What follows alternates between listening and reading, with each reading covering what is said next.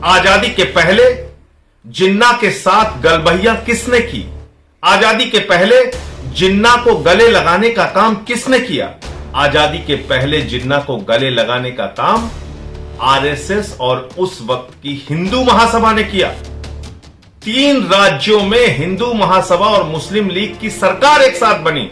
मुस्लिम league यानी जिन्ना की party उस वक्त चिट्ठी लिखते हैं अंग्रेज गवर्नर को, श्यामा प्रसाद मुखर्जी जी जो हिंदू महासभा के नेता थे, उन्होंने चिट्ठी लिखी थी कि इस आंदोलन को हमें कुचल देना चाहिए। और जीएम हिदायत उल्ला की सरकार में 3 मंत्री हिंदू महासभा और आरएसएस के थे।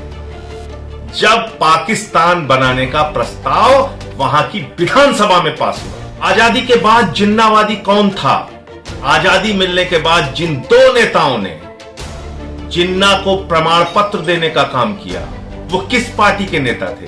वो भारतीय जनता पार्टी के नेता थे। भारत के उप प्रधानमंत्री लाल कृष्ण आडवाणी जी जब पाकिस्तान जाते हैं तो जिन्ना की कब्र पर जाते हैं, जिन्ना की कब्र पर जाके चादर चढ़ाते हैं और कहकर आते हैं कि जिन्ना एक धर्मनिरपेक्ष नेता थे।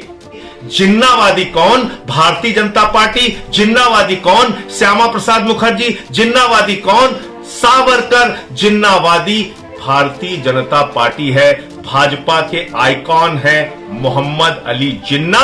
इसलिए अगर चुनाव राष्ट्रवादी बनाम जिन्नावादी है तो भूल कर भी भारतीय जनता पार्टी को वोट मत देना, क्योंकि इसलिए ये देश के अंदर एकमात्र जिन्नावादी पार्टी है।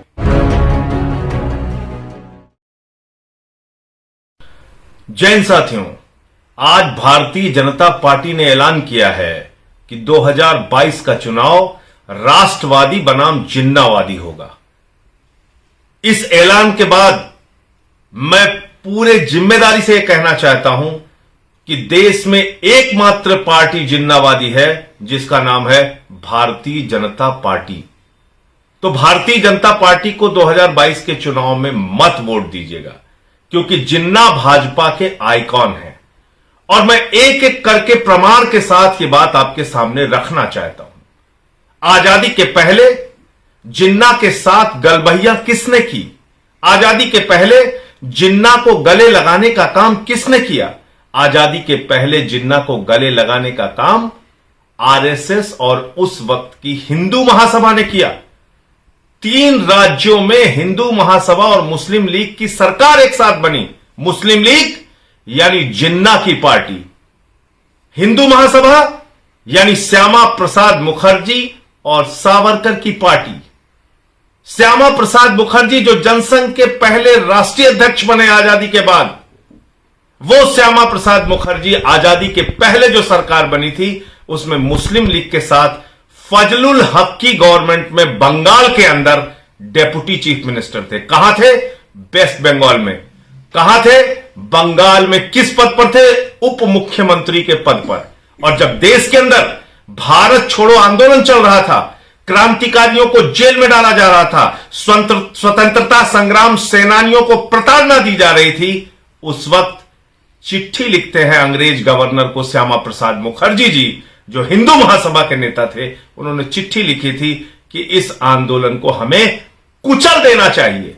यह ऐतिहासिक सच है, तथ्य है, प्रमाण है, इस बात से कोई इनकार नहीं कर सकता। उस आंदोलन को, जो देश के स्वतंत्रता का आंदोलन था, जो भारत का सबसे बड़ा आंदोलन था, अंग्रेजों भारत छोड़ो का आंदोलन था, राष्ट्रपिता महात्मा गांधी का आंदोलन था, उस आंदोलन के खिलाफ अंग्रेज गवर्नर का ब्रिटिश साम्राज्य का साथ दिया था। अगर किसी ने दिया था तो श्यामा प्रसाद मुखर्जी ने, डेप्यूटी चीफ मिनिस्टर बंगाल रहते, उन्होंने चिट्ठी लिखी थी कि इस आंदोलन को हमें कुचल देना चाहिए। 2 और राज्य हैं, सिंध प्रांत और नॉर्थ वेस्ट फ्रंटियर। इन 2 प्रांतों में भी मुस्लिम लीग और हिंदू महासभा की सरकार थी। 42 के आंदोलन के बाद पाकिस्तान के अंदर सिंध प्रांत में, उस वक्त पाकिस्तान बना नहीं था, लेकिन सिंध के प्रांत असेंबली में, सिंध की असेंबली के अंदर 13 मार्च 1943 को एक प्रस्ताव पारित होता है। मुस्लिम लीग के मुख्यमंत्री होते हैं उस वक्त जीएम हिदायत उल्ला।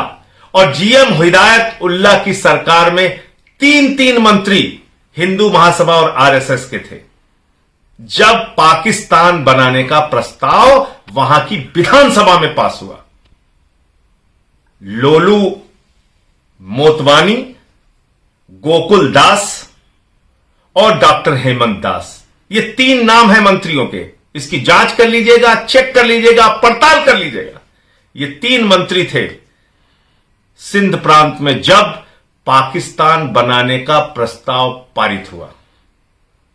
अब आ जाइए, औरंगजेब खान की सरकार थी नॉर्थ वेस्ट फ्रंटियर में। औरंगजेब खान किसके नेता थे? मुस्लिम लीग के नेता थे। उनके साथ मंत्री कौन था? हिंदू महासभा आरएसएस के नेता मेहर चंद खन्ना मंत्री थे। तो मैं ये बातें आपको इसलिए बता रहा हूं कि जिन्नावादी कौन है, ये आजादी के पहले का इतिहास हिंदू महासभा और आज की जो बीजेपी के आइकॉन हैं श्यामा प्रसाद मुखर्जी, सावरकर, इनका लगाव, इनका जुड़ाव, इनकी गलबहियां, इनकी मिलकर सरकार बनाने का इतिहास मुस्लिम लीग के जिन्ना के साथ रहा है। ये एक ऐतिहासिक सच है। नंबर 1। अब आजादी के बाद आ जाइए। आजादी के बाद जिन्नावादी कौन था? आजादी मिलने के बाद जिन 2 नेताओं ने जिन्ना को प्रमाण पत्र देने का काम किया, वो किस पार्टी के नेता थे? वो भारतीय जनता पार्टी के नेता थे। भारत के उप प्रधानमंत्री लाल कृष्ण आडवाणी जी जब पाकिस्तान जाते हैं तो जिन्ना की कब्र पर जाते हैं। जिन्ना की कब्र पर जाके चादर चढ़ाते हैं और कहकर आते हैं कि जिन्ना एक धर्मनिरपेक्ष नेता थे। दूसरे नेता कौन है? पूर्व विदेश मंत्री जसवंत सिंह जी। वो एक किताब लिखते हैं और उस किताब में लिखते हैं, साफ तौर पर लिखते हैं कि जिन्ना भारत के विभाजन के लिए जिम्मेदार नहीं थे।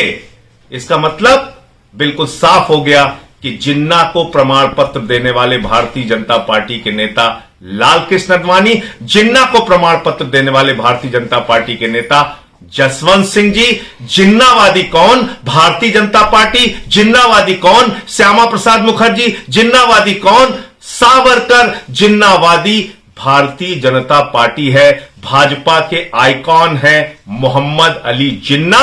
इसलिए अगर चुनाव राष्ट्रवादी बनाम जिन्नावादी है तो भूल कर भी भारतीय जनता पार्टी को वोट मत देना, क्योंकि इसलिए ये देश के अंदर एकमात्र जिन्नावादी पार्टी है।